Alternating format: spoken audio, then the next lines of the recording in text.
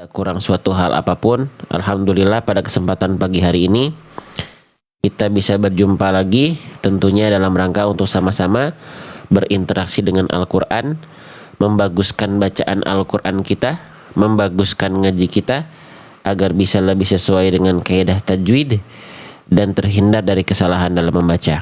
Mohon izin, di sini saya Gifari Putra izin untuk mendampingi dan membersamai dimanapun teman-teman sahabat-sahabat Quran berada. Dan tentunya saya izin untuk menjawab salam-salam terbaik dari teman-teman semua yang sudah memberikan salam terbaiknya di kolom komentar. Waalaikumsalam warahmatullahi wabarakatuh.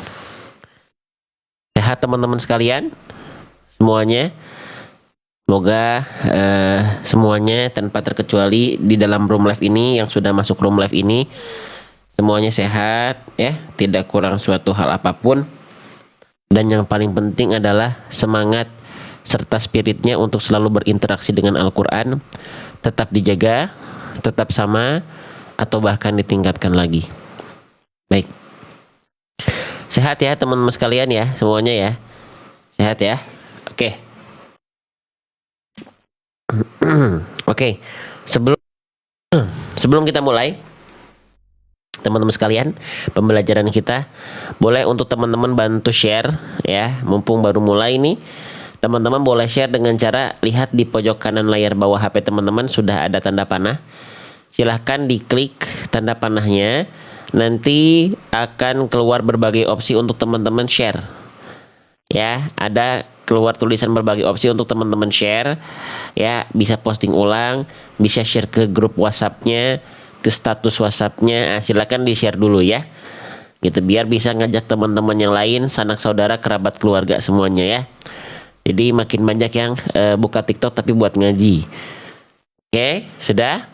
Nah, kalau sudah, teman-teman yang mungkin jari jemarinya lagi nganggur ya, boleh untuk dibantu tap-tap layar. Jadi diketuk layar HP-nya, diketuk-ketuk layar HP-nya, nanti keluar simbol-simbol hati. Nah, itu akan meningkatkan jumlah like di pojok kiri atas ini, teman-teman sekalian ya.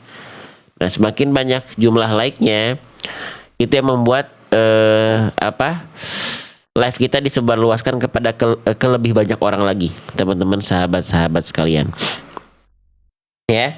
Oke, sudah siap untuk belajar teman-teman sekalian? Sudah siap ya? Insya Allah kita akan melanjutkan bahasan kita insya Allah ya.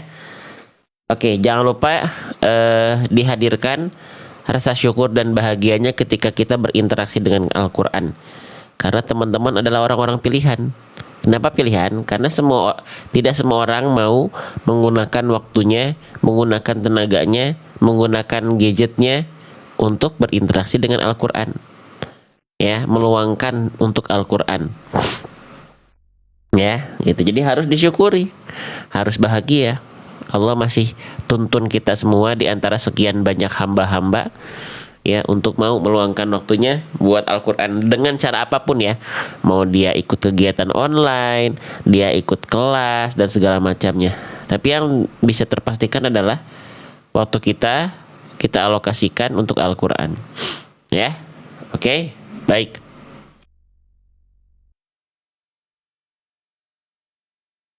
Oke, teman-teman sekalian ya, kita akan mulai pembelajarannya.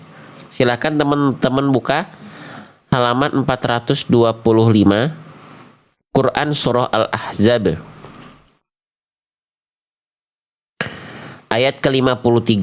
Kemarin kita baru bahas, belum full ya, baru sampai ke illa ayyudzana. Nanti saya akan perlihatkan kalimat mana yang sedang kita bahas ya, biar teman-teman juga gak bingung.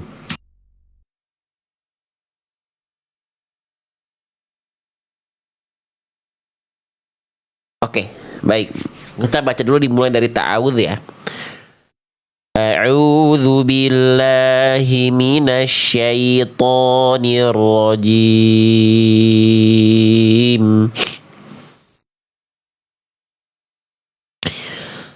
Ya ayyuhalladzina amanu la tadkhulu buyutan nabiyyi illa an yu'dzana lakum. Oke. Kemarin kita baru bahas sampai ke idgham bi gunnahnya. Ya. Sekarang kita akan lanjutkan lagi bahasan kita dari penggalan kata berikut ini, penggalan kalimat berikut ini. Oke, perhatikan. Ketika kita mendapati ya ada huruf ini, nah ya kita mulai ya. Ini huruf apa? Ini adalah huruf hamzah. Ya, hamzahnya kenapa dikasih wadahnya wadah huruf waw? Karena hamzahnya didahului oleh dhammah. Gitu. Kalau sebelumnya kasroh, ya harokatnya biasanya nanti diganti wadahnya jadi huruf ya. Nah, gitu ya. Ini namanya huruf hamzah. Oke. Nah, ketika kita mendapati ada huruf hijaiyah apapun yang dia ketemu sama huruf hamzah, hamzahnya dalam keadaan sukun, apa yang bisa kita perhatikan? Ya. Yang pertama, ketika kita melafalkan hamzah sukun, yang teman-teman harus perhatikan, kita buka halaman hamzah sukun di halaman keempat. Oke, ya. Hamzah ketika sukun, kesalahannya seringkali terjadi, seringkali tertukar dengan huruf ain. Nah, ya, jadi jangan sampai huruf hamzah ketika sukun itu tertukar dengan huruf ain. Nah, ya. Oke, kalau kesalahannya sudah tertukar antara huruf yang satu dengan huruf yang lainnya, berarti itu kesalahan yang besar. Kenapa? Karena tertukar huruf itu bisa merubah struktur kata. Struktur kalimat atau struktur kata berubah, maka makna ayat akan ikut bergeser. Gitu ya. Nah, maka jangan sampai dibaca jadi huruf ain. Contoh. Misalnya kita ambil kalimat yang ini ya. Quran surah Al-A'la ayat ke-16. Di sini sama tuh ada hamzah sukun. Ya, jangan sampai dibaca seperti ini. Tu'athiruna. Tu'athiruna. Kalau dibaca seperti itu hamzah sukunnya, itu yang kita baca ain sukun. Yang tadi kita baca itu ain. Itu kesalahan besar. Harusnya bunyinya bukan tu'athiruna, tapi kita baca tu'thiruna. Ya. Paham sampai sini? Jelas sampai sini? Pak Ustadz sudah ke dokter, kok nggak sembuh-sembuh, pilek setiap pagi memang saya. Tapi kesananya nggak, karena dingin aja.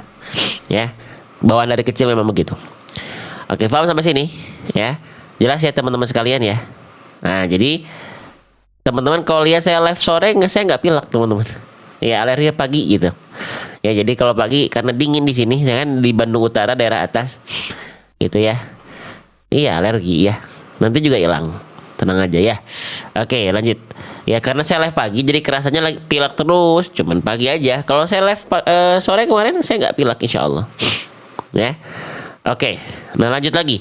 Jadi huruf yang bertemu dengan hamzah sukun itu nggak boleh dibaca jadi ain hamzahnya. Perbedaannya apa? Perbedaannya gini. Hamzah itu ya dari segi sifat bunyinya harus terputus. Nama sifatnya syiddah. Syiddah itu artinya tertahan suara. Nah, maka hurufnya harus tertahan suaranya. Ya, bedakan dengan huruf ain. Nih, kalau huruf ain ya, nah perhatikan. Tuh. Kalau huruf ain dari segi sifat namanya tawasud. Dari segi suara maksud saya.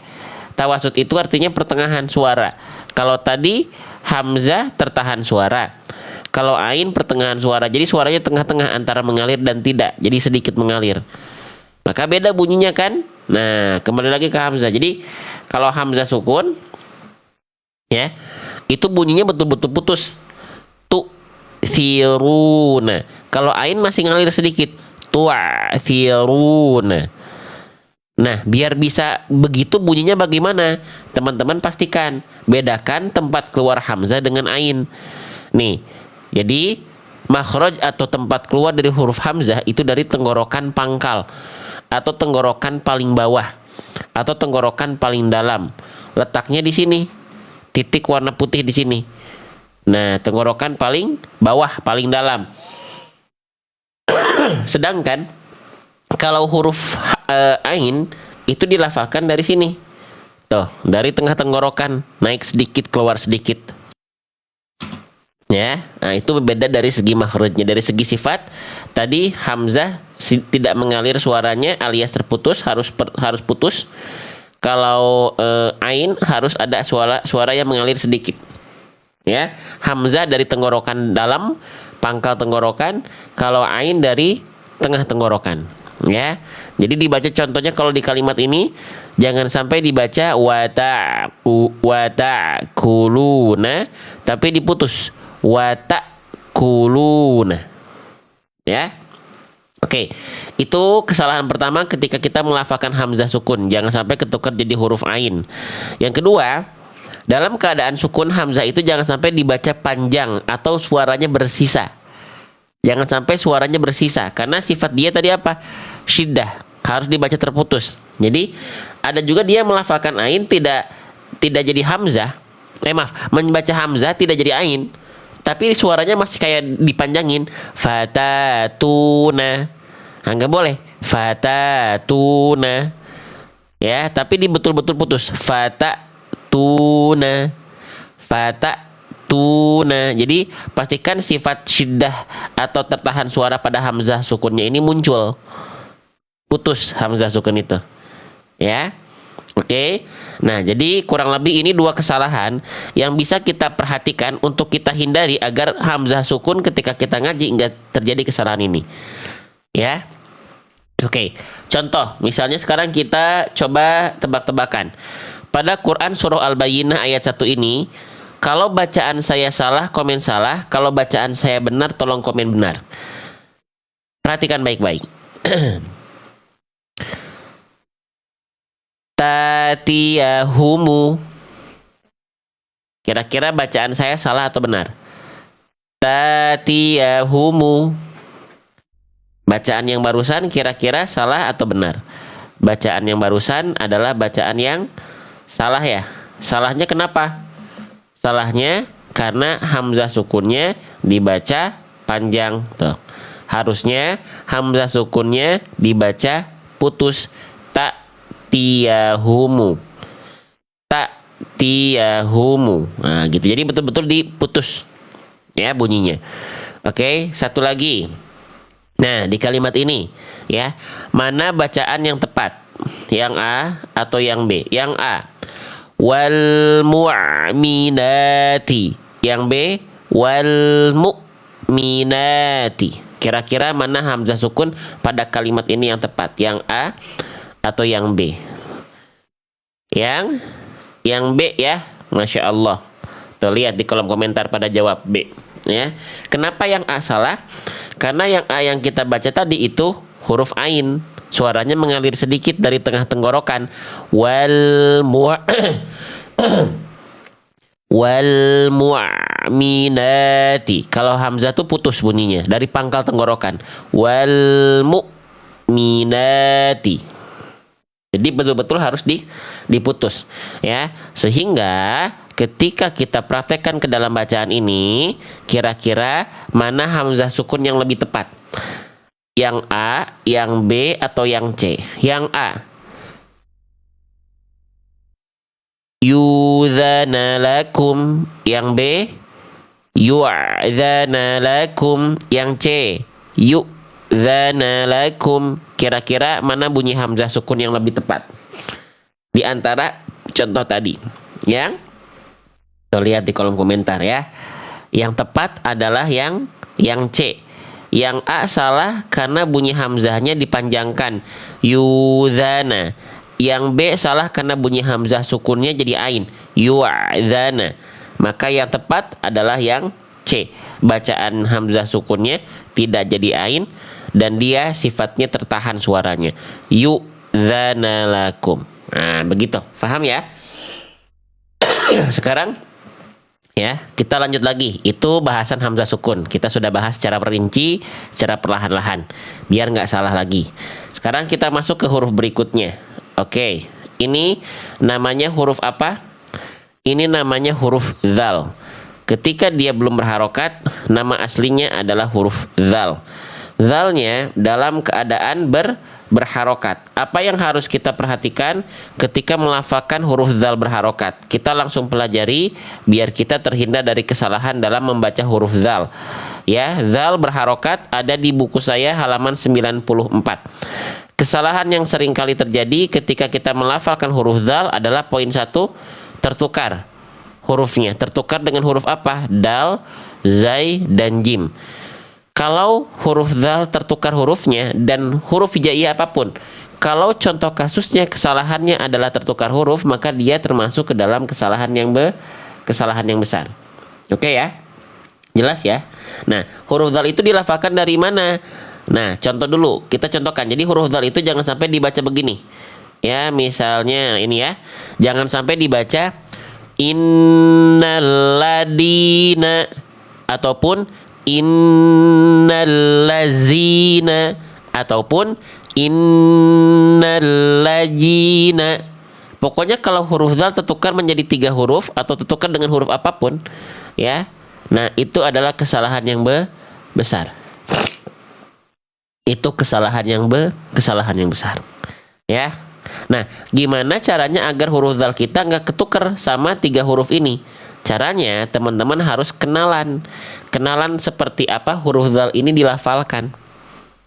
Ya. Nah, setiap huruf hijaiyah punya tempat keluarnya. Huruf dzal itu makhrajnya dari mana? Dia keluar dari ujung lidah, disentuhkan ke ujung gigi sari atas. Ya. Disentuhkannya secara tipis-tipis aja si ujung lidah ke ujung gigi sari atasnya, tidak perlu ditekan kuat-kuat. Jadi ketika dilafalkan begini, lihat titik berwarna hitam di sini, lihat ujung lidahnya menyentuh kemana? Ujung lidah menyentuh ke ujung gigi sari atas. Jadi sekarang tinggal dipraktekan. Praktekannya saya bantu, ya. Praktekannya begini. Perhatikan. Za,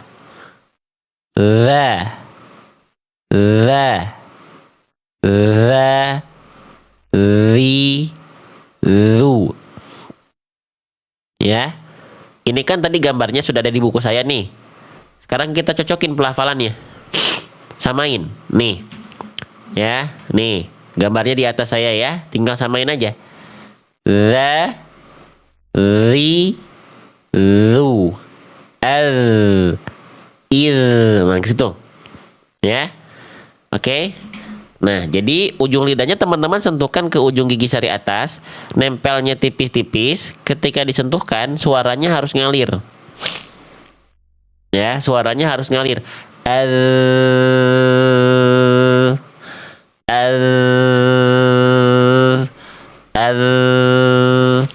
Ya. Oke.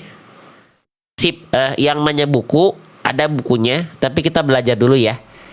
Belinya di sini karena bukunya buku saya. Ada, tapi kita belajar dulu. Lanjut. Ya. Kenapa nggak ada keranjangnya? Karena kita masih sesi belajar, biar nggak kecampur mau belajar mau jualan. Nah, mau belajar dulu kan yang paling penting ya. Oke, nanti ya. Oke, siap ya, belajar dulu ya. Nah, kalau teman-teman sudah melafalkan dzal berharokat tepat dari makhrajnya, ya, dia nggak akan ketukar jadi huruf dal, zai, dan jim. Karena beda nih. Kalau kita baca dal nih, da, za, ja. Beda kan? Kalau dal, za, nggak akan ketukar karena makhrajnya teman-teman sudah tepat. Gitu. Ya. Nah, jadi ketika kita praktekkan, misalnya di kalimat yang ini atau di kalimat yang ini, ya, nggak akan dibaca begini. Ya, nggak akan dibaca azabahu, azabahu, ataupun adabahu, ajabahu. Nggak akan, karena udah tahu makhrajnya sekarang. Azabahu. Nggak akan salah insya Allah. Ya, paham ya? Paham ya? Nah, jadi itu kesalahan poin 1, biar huruf dzalnya nggak ketukar hurufnya. Tapi huruf dzal kalau sudah dilafalkan sesuai dengan makhraj ini, sebenarnya masih ada potensi tertukar. Tapi tertukar dengan huruf yang dia makhrajnya sama dengan huruf dzal. Ya. Apa kira-kira? Salah satunya adalah huruf ini. Nah, huruf tha. Jadi kalau kita sudah tahu makhraj huruf dzal, teman-teman juga harus perhatikan nanti sifatnya. Karena nanti ada huruf-huruf yang dia tempat keluarnya sama. Lantas apa yang membedakan? Sifat-sifat hurufnya. Ya. Jadi gini. Ya, kita lihat ya. Huruf dzal makhrajnya dari ujung lidah menyentuh ke ujung gigi sari atas. Makhraj huruf tha pun sama, dari ujung lidah menyentuh ke ujung gigi sari atas. Tuh sama secara tipis-tipis, tidak perlu ditekan kuat-kuat. Tuh sama huruf tha pun begini. Ya, tuh. Ya. Sama huruf dzal, huruf tha sama-sama begini. Dzal dibaca begini. Za, ya. Sama pun dengan huruf sa, sama. Za, sa. Lantas apa yang membedakan? Yang membedakan sifat hurufnya. Nih, kita lihat sifat dari huruf dzal dulu. Nih, ya, ini sifat dari huruf dzal ada 5. Ya, ini sifat huruf dzal. Yang ini adalah sifat dari huruf tha. Nah, dzal dan tha hampir semua sifat-sifatnya, karakternya sama. Dari mana? Dari poin 2 sampai dengan 5, sifat dari huruf dzal dan tha nggak ada beda. Yang bedanya satu, sifat poin 1. Kalau dzal tertahan nafas, kalau tha mengalir nafas. Tuh. Cuman beda, yang satu ada nafas, yang satu nggak ada nafas. Beda huruf yang keluar, padahal makhrajnya sama. Ya, gitu. Jadi bedanya, jadi jangan sampai gini. Ketika teman-teman melafalkan dzal, jangan sampai keluar angin. Yang mengalir hanya suara saja. Ketika ujung lidah nempel ke ujung gigi sari atas, yang ngalir suara, jangan ada udara. Kalau keluar udara jadinya sa. Tuh ada angin, jadinya huruf sa. Paham ya? Jadi perbedaan sifat, yang satu mengalir nafas, yang satu tertahan nafas, itu akan menciptakan sifat dzal, ya, yang bocor udara, jadi huruf tha kalau bocor udaranya. Nah, gitu ya. Oke, jadi ketika teman-teman praktekkan dalam ayat, selain tadi dzal tertukar dengan huruf dal, zai, dan jim, ketika sudah dilafalkan sesuai dengan tempat keluarnya, jangan sampai juga tertukar dengan huruf tha. Nah, gitu ya. Oke ya. Nah, jadi pada prakteknya misalnya misalnya saya baca di yang mana ya? Yang ini deh. Nah, jadi jangan sampai dibaca begini. Ala salika. Jangan sampai zalnya keluar angin, keluar udara, ya. Terima kasih gift-nya Bunda Views TikTok, barakallahu fikum. Ya, jadi jangan dibaca ala salika, tapi kita baca ala zalika. Jadi walaupun sama-sama makhrajnya, perhatikan sifat-sifatnya. Bang, kalau belum hafal gimana? Kalau belum hafal ketika baca Quran, kalau sudah punya buku saya, sambil dibuka halaman-halaman hurufnya, sifat-sifatnya, makhrajnya. Kalau nggak ngebunyinya, misalnya, aduh bunyinya tapi gimana prakteknya? Tinggal di scan video animasinya. Kan nanti ada praktek bunyi dan suara dan pelafalannya, ya, gitu. Oke? Nah, itu kesalahan pertama ketika kita melafalkan huruf dzal berharokat. Ya. Itu kesalahan pertama ketika kita melafalkan huruf dzal berharokat. Ya. Sekarang kita pindah ke poin kedua. Ya, apa kesalahannya? Kurang sempurna aliran suara dari huruf dzal ketika berharokat. Ya, kurang sempurna aliran suara itu gimana? Saya lebih sering, ya, menamainya dengan istilah mampet. Suaranya mampet, suaranya nggak mengalir, suaranya tertahan. Contohnya gimana? Contohnya begini. Nah, ya, misalnya saya praktekkan di yang ini aja. Ya, nah yang ini ya. Perhatikan, jangan sampai bunyi dzalnya seperti ini, padahal makhrajnya sudah tepat, tapi bunyinya aneh. Perhatikan, datalahabin, datalahabin. Nah, jangan da. Kenapa suaranya bisa mampet? Kenapa gak boleh mampet? Suaranya harus mengalir. Kenapa? Karena tadi sudah kita senggol kan tadi ya. Salah satu sifat dari huruf dzal dari segi suara itu poin 2 namanya rokhawah. Rokhawah itu apa? Rokhawah itu artinya mengalir suara ya. Oke, dia mengalir suara, gak boleh mampet. Ketika makhrajnya disentuhkan tadi, gak boleh tertahan suara, harus mengalir suara. Nah, kenapa huruf dzal kesalahan duanya tadi kurang sempurna aliran suara ini bisa terjadi? Karena bisa jadi teman-teman tidak mengikuti apa yang saya tulis di sini. Ingat, tempat keluar huruf dzal itu ujung lidah menyentuh ke ujung gigi seri atas, nempelnya tipis-tipis aja. Tidak perlu ditekan kuat-kuat, apalagi sampai digigit betul-betul. Ini mungkin bisa jadi yang membuat dzal teman-teman suaranya tidak mengalir. Ya, suaranya harus mengalir. Oke, tuh. Jadi cukup nempelin ujung lidah ke ujung gigi seri atas, nggak perlu digigit, nggak perlu ditekan kuat-kuat. Kalau ditekan kuat-kuat jadinya gini, da, da, da, da. Tapi za, za, za, za, za, za, da, za, da, za. Ya, jadi ketika ujung lidahnya disentuhkan, suaranya mengalir, ya, bukan tertahan, nggak boleh mampet. Oke, sehingga ketika dipraktekkan, bacaannya bukan dibaca datalahabin, tetapi zatalahabin, zatalahabin. Paham ya? Jelas ya? Oke. Jadi suaranya mengalir, ya. Oke. Jadi sekali lagi, ini dia 2 kesalahan yang sering kali terjadi ketika kita melafalkan huruf dzal berharokat. Ya. Oke, paham? Yang sudah mulai paham, coba boleh komen dulu di kolom komentar dengan komen paham, ya. Gitu. Oke ya. Nah, kita udah tahu nih, udah kenal sama huruf dzal berharokat nih. Yang nggak bolehnya gimana, yang benernya gimana, insya Allah ya. Nah, sekarang kita coba praktekkan dalam ayat di sini. Ya, berarti bacaan yang tepat itu yang seperti apa? Nah, apakah yang A, yang B, yang C, atau yang D? Ya, yang A yuzana, yang B yusana, yang C yudana, yang D yuzana. Yang A yuzana, yang B yusana, yang C yudana, yang D yuzana.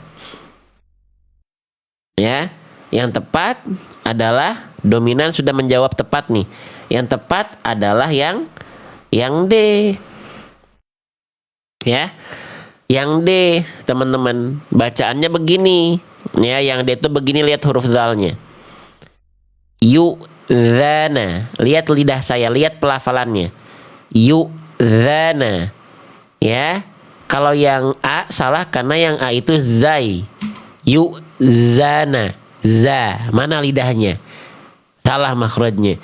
Yang B salah karena bocor nafasnya. Yusana. Sana. Ya. Yang C salah karena jadi huruf dal. Yudana. Da. Ya. Jadi yang tepat adalah yang pilihan yang D. Oke? Jelas sampai sini ya? Yuzana. Jadi ujung lidahnya disentuhkan ke ujung gigi sari atas, ya. Oke, teman-teman, terima kasih banyak ya yang sudah bantu tap-tap layar, ya, gitu. Konten-konten ngaji ya jarang ada yang tap-tap layarnya ya, gitu. Padahal konten baik, konten yang semoga bisa ada manfaatnya. Kadang-kadang kalah jauh sama konten-konten yang mohon maaf tidak ada manfaatnya ya, gitu. Semoga teman-teman yang sudah bantu tap-tap layar, yang sudah bantu share, Allah tidak pernah tidur. Kebaikan teman-teman gak ada kebaikan yang kecil, karena kebaikan yang kecil saja tidak semua orang lakukan. Ya. Yakin deh teman-teman ya.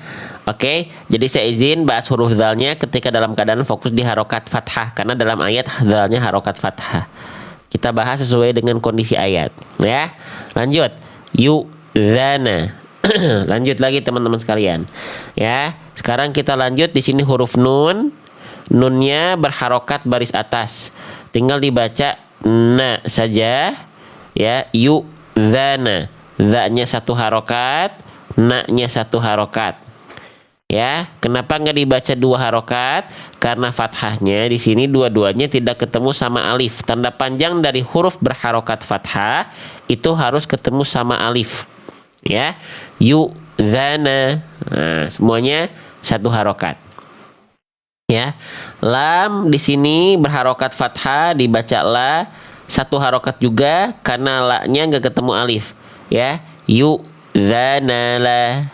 Nah, gitu ya. Yu'dzanala. Ustadz, adakah ibuknya? Kalau ibuknya tidak ada, kalau bukunya ada, ya. Lanjut. Di sini kita mendapati sama nih. Ini juga ada huruf kaf. Kaf dilafalkan ya sama seperti kita membaca mengatakan huruf K pada abjad alfabet. Kaki, kaku, kuku, kurang, kirang, karung, ya, aku, ya, kamar. Nah, itu semuanya sama. Kaf itu sebagaimana kita melafalkan huruf K. Ya. Jelas ya. Nah, tapi sekarang harokatnya harokat simpul angka 9 di atas huruf.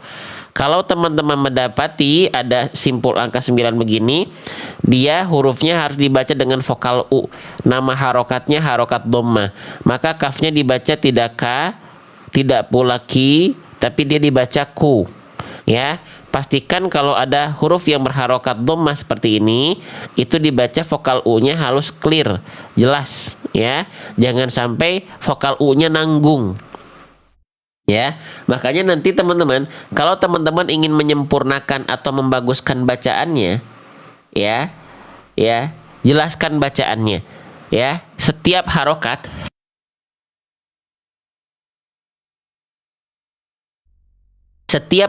itu, harokat tuh kayak fathah, dhammah, kasroh, itu ada yang namanya itmamul harokat.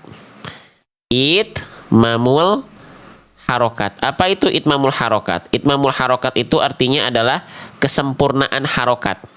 Nah, kesempurnaan harokat ini dipelajari agar artikulasi kita ketika ngaji jelas. Nggak kayak gini, ada nggak teman-teman? Sempat nggak ada yang dengar ngaji begini?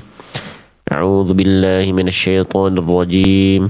Bismillahirrahmanirrahim. Alhamdulillahi rabbil alamin.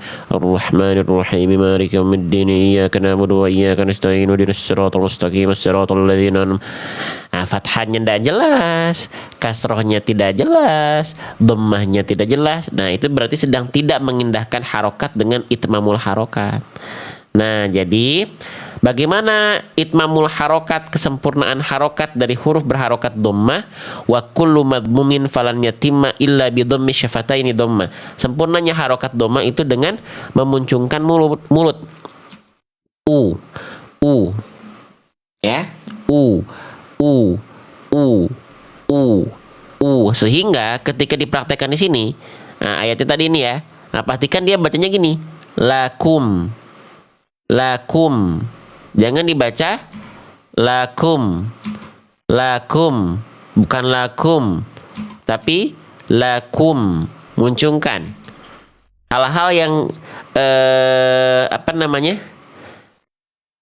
yang kita anggap ini hal-hal kecil, tapi tidak terperhatikan. Padahal kalau kita perhatikan bisa, ya, gitu.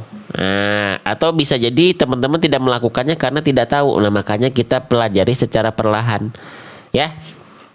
Jelas ya? Laku monyongkan U-nya. Lanjut, sekarang kita mendapati di sini ada huruf apa ini? Ini namanya huruf mim. Ya, namanya huruf mim. Mimnya dalam keadaan sukun, namanya sukun. Ya. Nah, kalau di kita sering disebut dengan tanda mati. Mim sukun. Huruf yang dalam keadaan sukun atau mati itu dibaca tidak dengan vokal a i u-nya. Maka mimnya di sini nggak dibaca lakuma, lakumi, lakumu, ya, tapi mimnya dibaca jadi mati dengan bunyi konsonan em. Jadinya laku ditambah em, jadinya laku em lakum. Nah, gitu. Ya. Oke, lakum. Nah, udah. Sudah. Nah, sekarang emnya ini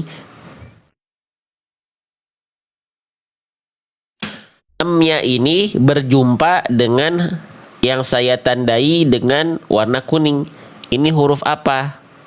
Nah, coba boleh jawab dulu. Ini huruf apa yang warna kuning? Saya pengen teman-teman interaksinya kuat ya. Huruf apa ini? Ini namanya huruf tuh kan? Ya. Ada yang bilang hamzah, ada yang bilang alif. Yang mana atuh yang benar? Ya. Oke. Saya pengen bertanya, sejak kapan alif itu dibaca ada harokatnya? Sejak kapan alif itu bisa dibaca a, i, u? Coba jawab. Sejak kapan alif punya harokat? Bukankah fungsi alif itu seperti ini yang saya tandai dengan warna hijau? Bukankah fungsi alif itu seperti ini? Nih, bukankah fungsi alif itu begini? Bukankah fungsi alif itu untuk memperpanjang durasi baca? Ya, emang alif punya harokat ya? Semenjak kapan? Nah, jadi alif itu yang hijau nih. Di atas dan di bawahnya dia tidak punya harokat. Karena fungsi alif itu untuk memperpanjang huruf yang sebelum alifnya harokatnya fathah. Mad tabi'i, mad asli, ya. Oke, tapi kalau misalnya bentuk alifnya seperti ini, tak ada harokatnya, jangan sebut dia alif. Ini namanya hamzah. Ya. Nah, jadi yang selama ini kita baca ketika ngaji a, i, u. Nah, ini tuh bunyi hamzah, bukan bunyi alif. Karena alif itu yang tadi fungsinya hanya, nah contohnya di sini nih. Nah, di sini ya, perhatikan. Nih, ya, yang ini ya, yang warna kuning. Nah, ini hamzah karena ada harokatnya. Yang warna hijau ini alif karena dia tidak ada harokat dan fungsinya untuk memperpanjang durasi baca dari huruf berharokat fathah. Faiza gitu. Jelas ya? Nah, jadi jangan bilang alif, teman-teman. Ini bukan alif. Ya, ini bukan alif. Alif tidak berharokat. Ya. Nah, di sini ada mim sukun berjumpa dengan hamzah. Ada yang tahu nggak pertemuan antara si hijau dengan si kuning ini ada hukum tajwid loh. Kita belajar fokus di huruf, tapi ketika ada hukum tajwid kita bahas juga kok, tenang aja. Ya, ini nama hukumnya apa? Izhar syafawi. Pertemuan antara mim sukun dengan hamzah ini disebut dengan hukum tajwid namanya izhar syafawi. Ya. Nah, saya akan bahas apa saja kesalahan yang seringkali terjadi di izhar syafawi ini. Nih, kita buka halaman mim sukun ya pada hukum tajwid. Oh, ini mah ikhfa syafawi, kita butuhnya izhar syafawi. Nah, yang ini mim sukun pada hukum tajwid izhar syafawi kesalahannya apa aja? Tar dulu, kita bahas dulu izhar syafawi itu rumusnya apa? Izhar syafawi itu rumusnya adalah mim sukun berjumpa dengan seluruh huruf hijaiyah kecuali mim dan ba. Kenapa huruf mim dan ba ini dikecualikan? Karena kalau mim sukun ketemu sama huruf ba itu ketemu sama huruf mim itu hukum tajwidnya beda lagi, idgham mimi namanya. Kalau mim sukun ketemu ba hukum tajwidnya ikhfa syafawi. Makanya kenapa mim dan ba ini dikecualikan dari hukum tajwid izhar syafawi? Karena mereka punya hukum tajwid tersendiri. Ya, oke, mudah ngafalin izhar syafawi. Mim sukun ketemu seluruh huruf hijaiyah kecuali mim dan ba. Nah gitu, ya. Oke, nah sekarang tadi kita lihat dulu dalam ayat tadi di sini mim sukunnya ketemu mim dan ba nggak? Kalau tidak berarti betul ini hukum tajwid namanya izhar syafawi. Ya, apa yang harus kita perhatikan ketika melafalkan mim sukun pada hukum tajwid izhar syafawi? Yang pertama, jangan sampai memantulkan suara dari huruf mimnya. Contohnya begini. Yang ini ya. Oke, Al-Buruj ayat ke-6. Mim sukun ketemu selain mim dan ba. Di sini hurufnya huruf ain. Jangan sampai dibaca mimnya begini. Idhum 'alaiha. Idhum 'alaiha. Tidak boleh ada bunyi me-nya di ujung pelafalan am. Ya, kenapa mim tidak boleh ada pantulan, tidak boleh memantul? Kenapa? Karena huruf mim tidak punya sifat qalqalah. Nih, sifat-sifat dari huruf mim itu ada 5. Dari poin 1 sampai dengan akhir poin kelima, tidak kita dapati sifat yang namanya qalqalah. Nggak ada sifat qalqalah alias memantul. Maka dari itu kenapa mim sukun ketika hukum tajwid idhar syafawi tak boleh dibaca memantulkan suara, karena dia tak punya sifat qalqalah.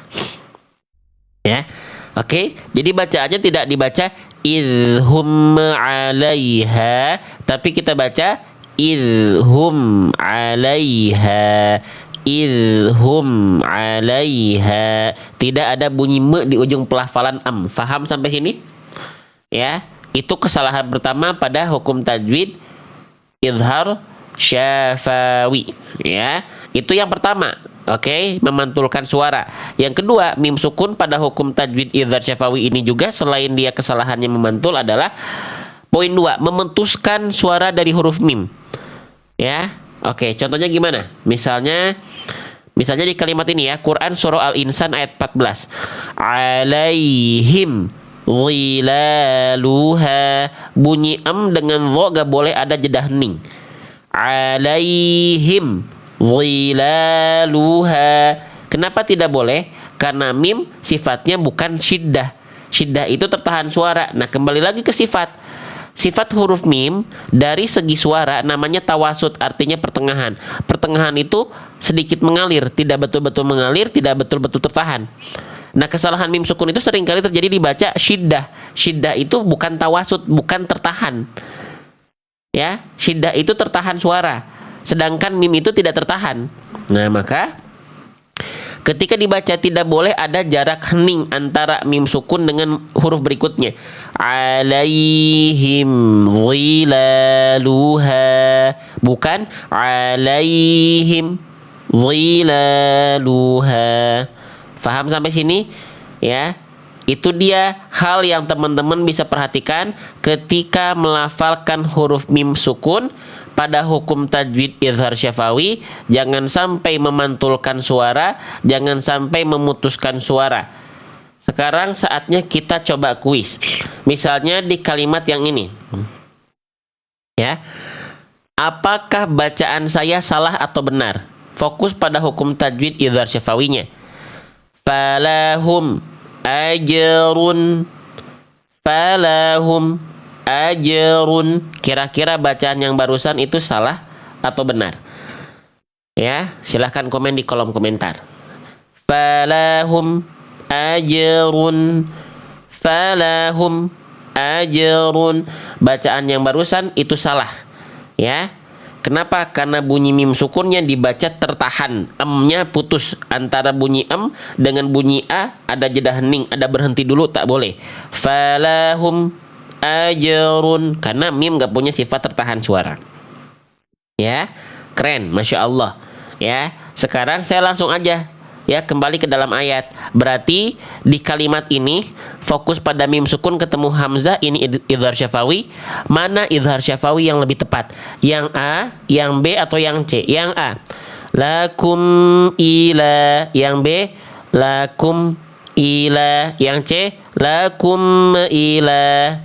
Mana bacaan idhar syafawi yang lebih tepat? Yang A, yang B, atau yang C? Silakan ramaikan di kolom komentar, tak perlu ragu. Ya, yang betul adalah yang A. Tuh, lihat dominan sudah menjawab A. Yang B, bacaan bagian ini salah karena bacaannya terputus. Lakum ila, bunyi emnya putus. Lalu yang B salah, yang C salah, kenapa? Yang C salah karena bunyi mimnya mantul. Lakum ila, lakum ila, meila, jangan ada me-nya. Ya, paham sampai sini insyaallah ya. Jadi itulah kesalahan ketika melafalkan hukum tajwid idhar syafawi.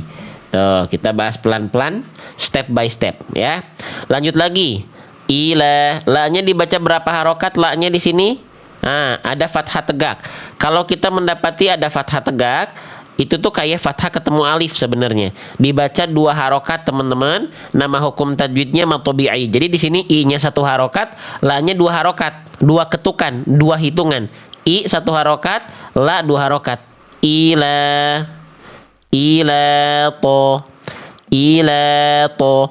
2 harokat itu kalau kita bahas dasarnya, 2 harokat, 1 harokat itu kadarnya gimana? 1 harokat itu seperti kadar melafalkan 1 huruf. La. Tapi kalau 2 harokat seperti kadar melafalkan 2 huruf. La. Berarti ilalato. Nah, kadarnya seperti itu. Lala. Berarti lala. Berarti ilato. Nah, begitu. Ya. Cara menghitung harokat itu 1 harokat itu sama dengan 1 huruf. Berarti 4 harokat sama dengan melafalkan kadar 4 huruf. Ya, 4 kali huruf gitu. Ilato. Nah, gitu. Oke, nah sekarang kita masuk pada huruf berikutnya yang sangat menarik, teman-teman. Di sini kita mendapati ada huruf to namanya. Ya, huruf to-nya dalam keadaan berharokat. Ya, apa yang harus kita perhatikan ketika melafalkan huruf ini? Oke, saya izin pandu. Teman-teman yang sudah punya buku saya, tolong dibuka halaman huruf to halaman 66. Fokus pada huruf to berharokat. Kesalahan yang sering kali terjadi ketika kita melafalkan huruf to, ya, saya mulai dari poin ketiga dulu. Ya, apa? Dilafalkan dengan memonyongkan bibir ketika berharokat fathah. Contohnya gimana? Contohnya begini. Di kalimat ini. Jangan sampai melafalkan huruf ta itu, to itu seperti ini. Wa ma tohaha. Wa ma tohaha. Wa ma tohaha. Ada yang melafalkan huruf to masih seperti itu. Nah, itu kurang tepat, teman-teman sekalian. Kenapa? Karena to tidak ada hubungannya dengan memonyongkan mulut. Ya. Bang, kan huruf to itu ketika berharokat fathah, kan vokalnya bukan vokal A ya, tapi kedengarannya kayak vokal O. Iya nggak? Ada yang tahu nggak kenapa huruf to itu ketika berharokat fathah nggak dibaca vokal A, tapi kok cenderung kayak vokal O? Ada yang tahu nggak? Ya, kenapa? Karena dalam membaca bacaan Al-Quran itu nanti ada huruf yang karakternya tipis, ada huruf yang karakternya tebal. Huruf yang karakternya tipis ketika berharokat baris atas vokalnya A. Huruf tebal ketika berharokat baris atas vokalnya A, tapi gemuk, kedengarannya kayak vokal O. Sebenarnya nggak ada vokal O. Ya, tapi nggak apa-apa buat teman-teman yang belajar pintu awalnya huruf tebal itu vokalnya O, boleh.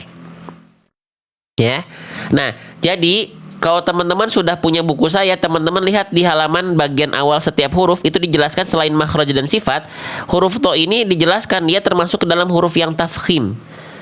Tafkhim itu artinya apa? Dibaca dengan suara yang tebal. Artinya menebalkan.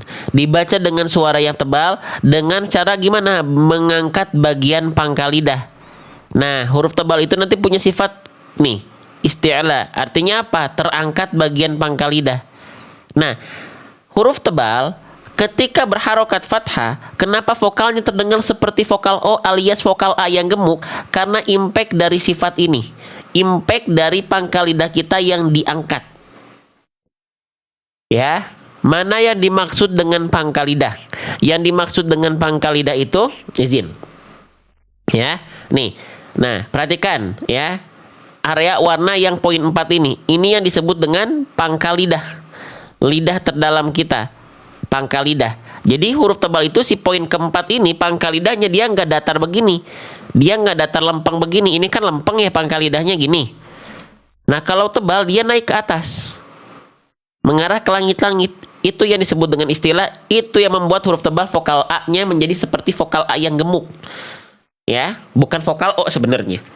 Ya, nah banyak orang karena belum belajar atau belum tahu, oh ini vokal O berarti dibacanya monyong. Wa ma tohaha, wa ma tohaha. To bukan to. Ya. Terus gimana caranya? Huruf tebal itu ketika berharokat baris atas cukup buka mulut tanpa monyong. Nih, saya praktekkan di sini. Ya, cukup buka mulut tanpa monyong, tanpa muncung. Lalu angkat pangkal lidah. To. Nih huruf to-nya nih. Nah, perhatikan. Jadi gini, to, to, to, bukan to, to. Beda, bukan to, tapi to, to. Tuh, mulut saya nggak pakai monyong. To, to. Nah, bunyi vokal A-nya itu bisa tebal gemuk karena itu tadi pangkal lidahnya naik di dalam lidah, di dalam mulut saya itu pangkal lidahnya lagi begini. To, to, to. Bukan to, bukan. Paham tidak sampai sini teman-teman sekalian? Ya, jadi nggak boleh dibaca huruf to itu ketika berharokat fathah tebalnya karena monyongin mulut, karena tidak ada hubungannya. Karena huruf to bukan huruf asyafatain, bukan huruf dari bibir makhrajnya, nggak ada hubungannya. Ya, oke. Sekarang coba, misalnya saya coba praktekkan di yang ini ya, di yang ini ya. Bacaan saya salah atau benar? Ini kalimatnya sambil lihat mulut saya ya, sambil melihat mulut saya ya.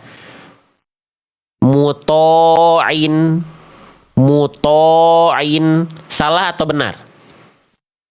Muto'in, muto'in,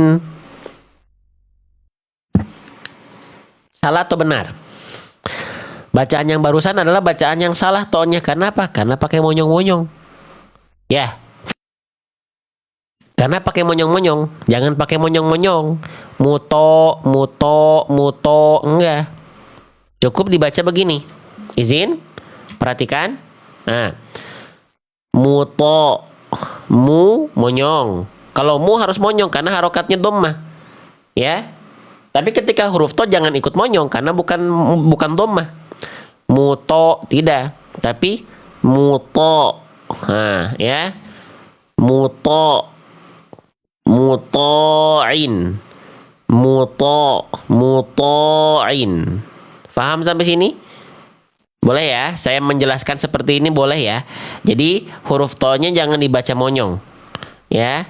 Nah, izin saya tadi loncat dulu ke kesalahan ketiga. Jadi jangan sampai huruf to berharokat itu dilafalkan dengan memonyongkan bibir ketika berharokat fathah.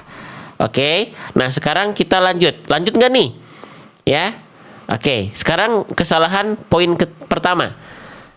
Ya, ketika huruf to-nya berharokat dhammah atau berharokat kasroh, seringkali tertukar dengan huruf ta. Sepakat atau tidak? Siapa di antara teman-teman ketika melafalkan huruf to, ketika khususnya dia berharokat vokal i dan berharokat vokal u, gak tahu bedanya apa sama huruf ta?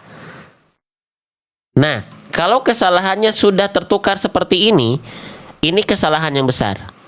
Ya. Nah, nanti di poin kedua juga kesalahan huruf to berharokat itu tertukar dengan huruf ta. Saya akan bahas kenapa huruf to dan ta bunyinya mirip, khususnya ketika kasroh dan dhammah. Gini teman-teman, percaya nggak huruf to, ya, nih perhatikan huruf to dengan huruf ta itu saudara kembar. Saudara kembar, kenapa? Karena mereka satu ibu, satu rahim, alias satu tempat keluar, alias satu tempat keluar, satu makhraj. Nih, kita lihat ya, makhraj itu artinya tempat keluar. Huruf to keluar dari ujung lidah menyentuh ke pangkal gigi seri atas. Nanti saya contohkan maksudnya seperti apa. Kita lihat juga huruf ta. Huruf ta makhrajnya ujung lidah menyentuh ke pangkal gigi seri atas. Apa bedanya? Nggak ada. Nah, nanti yang membedakan dari huruf to dan ta itu apa? Kalau mereka makhrajnya sama, ada dua hal lagi yang teman-teman harus perhatikan. Apa? Lihat bagaimana sifatnya, karena pasti ada sifat yang berbeda. Yang kedua, lihat perbedaan tebal dan tipis hurufnya. Jadi, walaupun ta dan to tempat keluarnya sama, tapi kalau teman-teman lihat, kita izin bahas dari tebal tipis dulu. Huruf to sudah kita ketahui dia huruf yang tafkhim, dia huruf yang mufakhamah, artinya dia huruf yang tebal. Sedangkan kalau huruf ta, kita lihat nih, huruf ta ini semuanya di buku saya ya. Nah, dia bukan tafkhim dia tapi muraqqaqah tarkik, artinya apa? Dibaca dengan tipis tuh. Beda kan? Nah, tar dulu Bang, yang membedakan antara tebal tipis sekarang apa? Kalau ingat tadi teman-teman huruf tebal angkat pangkal lidah. Berarti yang membedakan apa nih? Kalau huruf to dia tebal kan ya? Tebal itu karena sifat yang namanya isti'la tadi, terangkat bagian pangkal lidah. Nah, kalau huruf ta berarti karena dia tipis, kebalikannya nama sifatnya istifal, terhampar pangkal lidah. Udah permainan pangkal lidah, bedanya yang sangat terasa bunda, abang, kakak. Jadi kalau to dia tebal begini, kalau huruf ta dia tipis begini. Prakteknya, baik. Kita praktekkan. Ya. Misalnya begini. Ini kita bahas dari pangkal lidah dulu ya. Nah, saya coba sandingkan begini aja deh. Gini deh. Yang ini, nah ini ta fathah, ta dhammah gitu ya. Nah, kalau ta ini kita bahas dari tebal tipis dulu. Kalau ta dia nggak pakai dia tipis. Ya, perhatikan bunyinya. Ta, ti, tu. Kalau to, ti, tu. Sekarang kita fokus di kasroh dan domahnya ya. Kalau ta pangkal lidahnya nggak naik, dia tipis. Ti. Kalau to, ti. Kalau ta, tu. Kalau to, tu. Beda nggak bunyinya? Ta, to, ti, tu. Impact dari pangkal lidah. Ta, to, ti, tu. Nah, gitu teman-teman ya. Paham ya? Jelas ya? Bisa ya? Nah, makanya nanti teman-teman akan kelihatan tuh. Poin pertama itu to berharokat, ketika berharokat dhamma atau kasroh tertukar dengan huruf ta. Karena apa? Karena huruf to-nya tidak mengangkat bagian pangkal lidah. Karena kalau tidak mengangkat bagian pangkal lidah alias berubah menjadi huruf ta, istifal nama sifatnya. Sedangkan to terangkat pangkal lidah. Ya. Sehingga sekarang kita coba praktekkan dulu nih. Misalnya ya, di sini ya, to berharokat dhammah ya. Mana bacaan yang tepat? Mana yang to, mana yang ta? Mana yang huruf to? Perhatikan. Yang A waturi, yang B waturi. Kira-kira mana yang huruf to? Mana yang huruf to? Yang A waturi, yang B waturi. Yang B tuh teman-teman sudah bisa membedakan ya. Masya Allah ya. Jelas tidak sampai sini teman-teman? Faham tidak sampai sini? Bisa diikuti ya. Nah, sudah kenal bunyinya ya. Jadi huruf to itu dengan huruf ta perbedaannya begitu. Contoh sekarang ketika kasroh, misalnya gini ya. Nih, bedakan ya. Kalau to dan ta bunyinya begini. Kalau ta sutihat, kalau to sutihat. Permainan pangkal lidah ketika tebal tipis itu sangat berpengaruh teman-teman, dan kita harus banyak latihan pelan-pelan. Makanya kenapa di buku saya ini banyak contoh kalimat, dibahas kesalahan, dan bukan cuman teks tapi isinya video semua, 116 video, biar teman-teman tuh bisa ngikut praktek di rumah. Jadi belajarnya itu bukan cuman baca lihat teks ya, bacanya itu bukan bukan cuman baca lihat teks begini, tapi di scan tuh videonya. Jadi sambil pegang buku sambil dengerin videonya. Kan di sini ada semuanya. Tuh. Ya. Oke. Gitu teman-teman. Jadi belajarnya tajwid itu ilmu praktek. Maka ketika teman-teman lagi latihan sendiri di rumah, ketika tidak dengan guru harus praktek. Karena kalau teori mah teman-teman teori doang nggak praktek. Ya, ilmu tajwid itu ilmu praktek bukan ilmu teori. Ya, gitu. Oke. Sip. Jelas ya? Jelas huruf to berharokat. Jadi poin 1 dan 3 sudah kita bahas. Satu lagi yang membedakan antara huruf to berharokat dengan ta. Poin 2, jangan sampai keluar percikan nafas huruf to itu. Kalau huruf ta, dia punya sifat hams. Nih, kita bandingkan lagi. Kalau huruf to, dari segi sifat nafas, dia sifatnya jahar. Jahar itu artinya tertahan nafas. Ya, sedangkan kalau huruf ta itu, nih sifat dari huruf ta, dia itu ada percikan nafasnya, hams namanya. Ya, paham ya? Jadi ketika melafalkan ta, dia itu ada percikan nafasnya. Ta, ti, tu. Kalau to, ti, tu. Dia nggak ada percikan nafasnya. To, ti, tu. Kalau tak ta, ti, tu. Kerasa nggak sama teman-teman? Ya, gitu. Oke. Jadi itulah beberapa kesalahan dari huruf to. Misalnya saya praktekkan ya. Misalnya di kalimat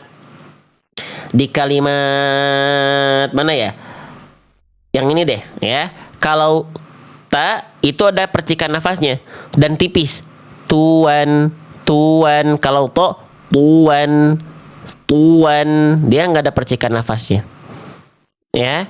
Oke, sehingga ketika kita praktekkan di sini teman-teman sahabat-sahabat sekalian, misalnya mau nggak? Ini 3 kesalahan tadi sudah paham dulu belum?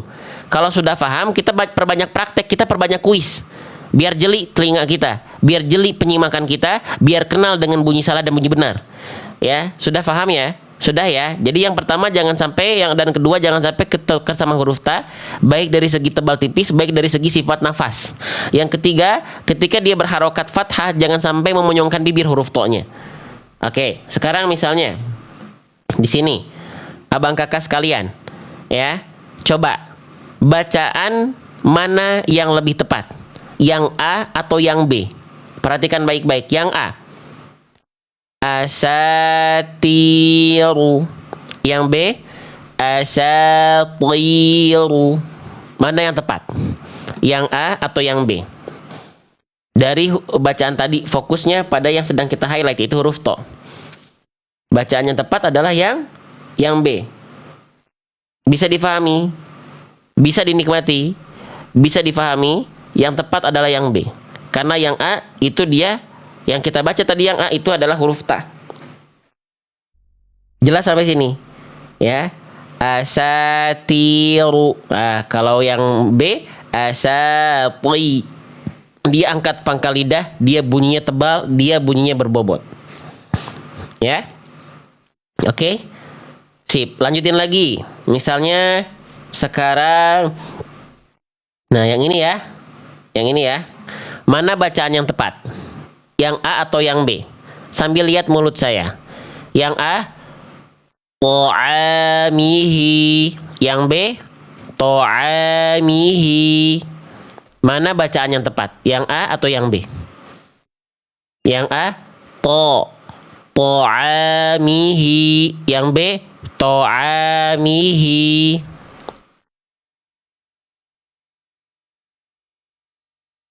Ya, yang A. Oke, tapi saya jelaskan dulu ya teman-teman, saya lupa tadi sebelum lanjut nih. Jadi, kenapa huruf to dan ta tadi hampir sama? Karena makhraj mereka hampir sama. Yang membedakan sifat nafas dan tebal tipis. Cuman, Bang, tapi tak dulu makhrajnya tadi belum dibahas di mana titiknya. Sudah tadi ujung lidah menyentuh ke pangkal gigi seri atas, tapi saya belum ngeh gimana nempelnya begini huruf to dan ta tuh. Tuh. Ya. Oke. To begini sama ta tuh sama, teman-teman sekalian. Ujung lidah menyentuh ke pangkal gigi seri atas tuh begini. Lihat titik berwarna hitam di sini. Ya, pangkal gigi seri atas itu maksudnya gusi, tempat tumbuhnya gigi seri atas. Cuma yang membedakan tadi to itu tebal, makanya pangkal lidahnya naik tuh.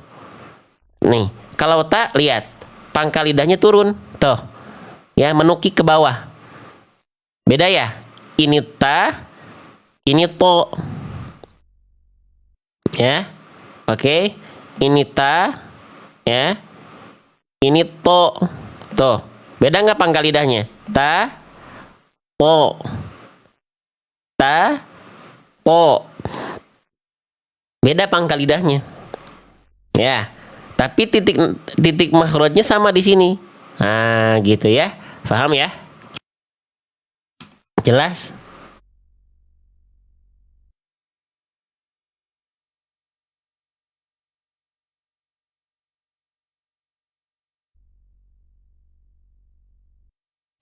Cek. Maaf ya hilang. Saya bermohon kepada Allah, semoga di antara 1.800 orang yang sedang memandang live ini, ya Allah berikan pemahaman, ya Allah berikan rasa cinta yang luar biasa untuk terus dekat dengan Al-Quran. Al-Quran yang hari ini kita perjuangkan, membacanya, mentadaburinya, mengamalkannya, mensyiarkannya. Semoga kelak iqra'ul Quran fa innahu ya'ti yaumal qiyamah syafi'an li ashabi. Orang-orang bacalah Al-Quran, karena sesungguhnya Al-Quran yang hari ini kita perjuangkan kelak akan menjadi syafi'an, penolong bagi siapa? Li ashabi, bagi sahabat-sahabat Al-Quran yang hari ini sedang terus berdekatan dengan Al-Quran. Mensyiarkannya, nge-share kepada yang lain, tap-tap layar, ya belajar, mentadaburinya, mensyiarkannya, mengamalkannya. Ya, oke, sip. Yang pengen ketemu setiap hari dengan kita, jangan lupa diklik dulu tombol ikuti warna merah nih. Blok merah ada tulisan follow, yang belum follow, follow dulu di sini. Kalau nggak pengen ketinggalan info dari kita, ya. Oke, sip. Paham ya sampai sini teman-teman sekalian? Bisa dinikmati ya pembelajarannya ya.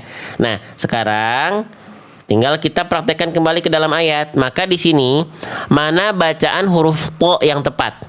Yang A, yang B, atau yang C? Oke, to-nya yang ini. Sambil lihat mulut saya, sambil dengar audionya. Fokus, ya. Yang A, ila ta'amin. Yang B, ila ta'amin. Yang C, ila ta'amin. Mana bacaan yang lebih tepat? Yang A, yang B, atau yang C? Silahkan. Yang A, yang B, atau yang C? Silahkan. Nah ya, kita lihat jawaban terbanyak. To yang lebih tepat adalah jawaban yang A. Lihat, terbanyak dikirim di sini yang saya tunjuk nih, tulisan di layar HP teman-teman ada tulisan terbanyak dikirim.